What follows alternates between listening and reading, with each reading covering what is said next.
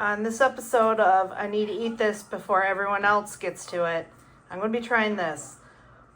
Buffalo chicken pizza rolls. For buffalo chicken science, 1, 2, 3. Ooh. Ooh. I want to dip it in some ranch.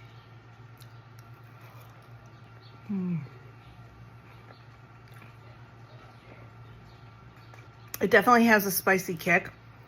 It's a really good buffalo chicken flavor. I really liked it with the ranch too. Definitely try it if you're a buffalo chicken lover.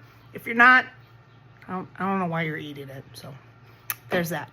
Y'all have a great day.